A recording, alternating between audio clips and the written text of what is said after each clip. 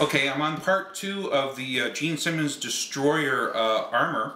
I'm ready for vacuum forming, and as I mentioned in the first video with my clay patterns here, it's important whether or not you're doing a plaster molding or right to vacuum forming, is that you don't want to have any undercuts or your product is not going to release. So what I've done is I've done some undercarriages of the form. Again, they flange out. Not only can you not have undercuts, they also can't be obviously on an angle that's underneath, or your vacuum form will not come out. As far as the table goes, I originally made this for 2 reasons. One, to do my demon boots, but also this is about a 16 by 20, 14 by 18 table, and the reason it's this size is that I have the tray that obviously has to fit the oven, because I'm just using the house oven for this. I don't have any large setup. And also what I do have on here is a witness mark, so I know when it's coming out of the oven and I'm ready to put it down that I'm fitting over it, and I'm not going to run any problems, especially if I'm working by myself. As far as the table is concerned, this is just 3/4 inch plywood with a sturdy base on it. What you want to do is probably do some caulking or hot gluing inside. You want to make sure that this table is airtight.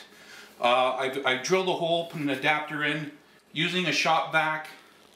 What I did have available to me is off a portable table saw I had is a switch outlet. So my shop vac is going in here, and then I have my power available. So when I'm working by myself, I can put the vacuum form frame down and flip on the vacuum form, the vacuum, and then start working on the form.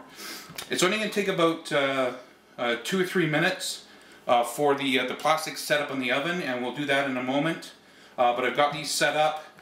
Depending on the strength of your vacuum form table and the number of pieces that you're doing at once, sometimes you may want to tape off certain holes, and that will concentrate the vacuum around the pieces that you're working on instead of being spread out amongst the table.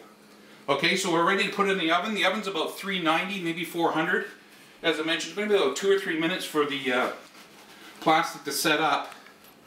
I've got my rack out. I've got some stands here, and I want to heat the flow around the plastic in the frame.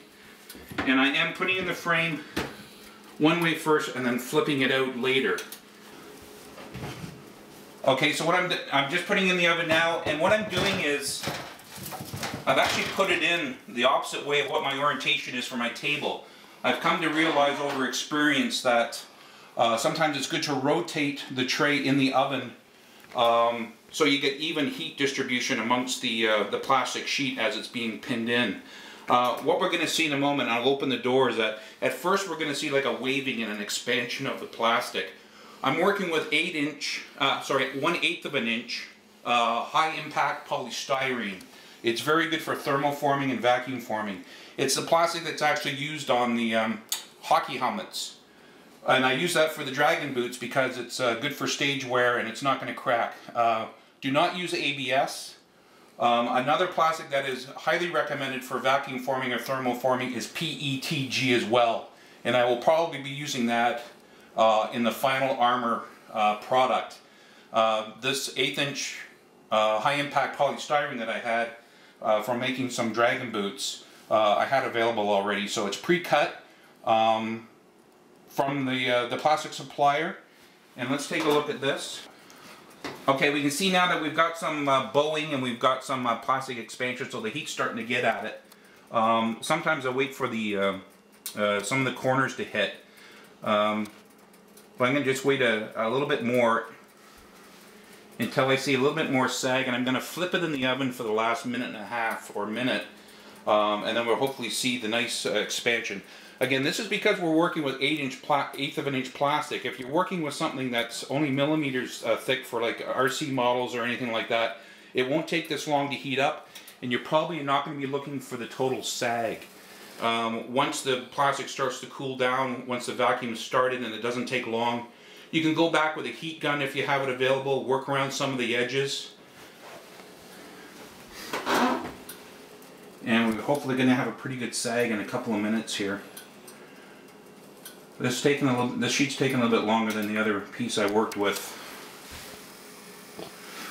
But we don't want it to sag too much. One, you're going to ruin your oven, because if it sags too much, it's going to drop off the frame. So this is the part where you just kind of go with experience and kind of know when it's ready to hit the table and when it needs a little bit more time. Okay, so we've got a nice bow, a nice sag. We're almost edge to edge as far as the frame goes. I'm ready to pull this out and hit the vacuum form table. We don't have much time. Once we get it out of the oven, we want to take advantage of the heat while we have it. And we're ready to go. It's going to get loud for a moment. I'll talk over it for a second. Ready to drop.